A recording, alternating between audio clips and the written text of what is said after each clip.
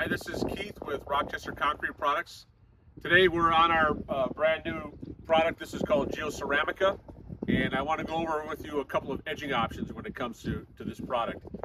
Typically, stick and spike edging would be a good solution for normal pavers. In this case, however, we're actually on an open graded base, and in such case, a stick and spike edging is not the best option. In this case, we're going to go with a concrete edging product.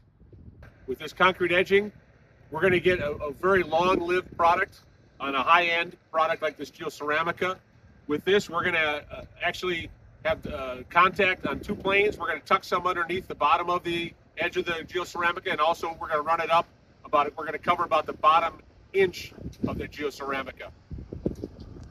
So to prepare the site or the edge of the paving for the concrete edging, there's a couple of steps. First, just like with any edging product that goes in, we need to remove the bedding course so that the edging is actually sitting on the base course.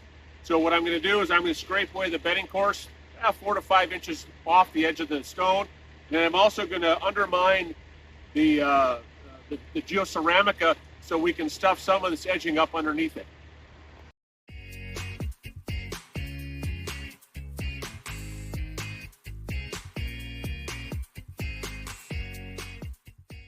We've got the base stone here exposed. I've scraped away the bedding course.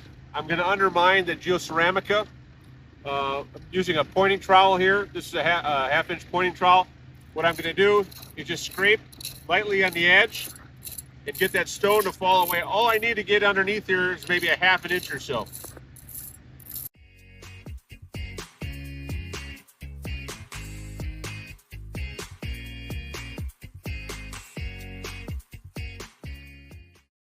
Now we're going to mix up the concrete edging. I'm going to recommend that you get a bit like this on it and use a drill that's got some horsepower to it and it's plugged in. This isn't something where you want to use a battery powered drill because you're going to be moving a lot of mass. What we're going to start with is the drill in the bucket. We're going to put half the concrete out of the bag into the bucket, half the water, and then we'll mix this up and we'll add a little bit of concrete, a little bit of water as we go along. And I would mix this up as per the manufacturer's instructions. So this bucket is pretty much done. It's got the consistency that we're looking for. It's not very soupy. We want it to be able to have some structure and not slump down when we put it in place next to the Geoceramica. Now we're just going to trowel this concrete edging out alongside the Geoceramica. We should probably get, I imagine, probably 12 to 15 linear feet out of this one bag.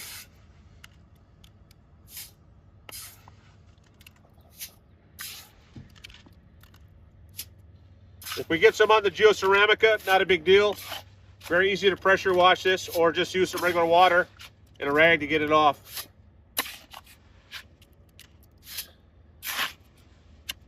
All right. So now we got this stuff distributed. Easiest thing to do is to use a finishing trowel with a rounded end here. The rounded end will allow you to force the concrete up underneath the Geoceramica where we left that little bit of a void. If we use a square end, it's very difficult to get that product to get forced in. All we're doing here is we're covering the bottom inch of the paver and also squeezing this in underneath.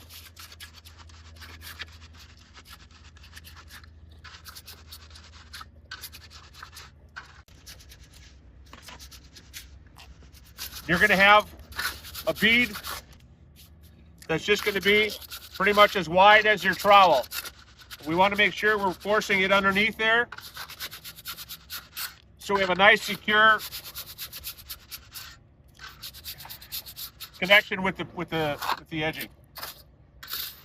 This isn't finished concrete. Does not have to look pretty. Like I said, this bead is going to be about the width of your trowel.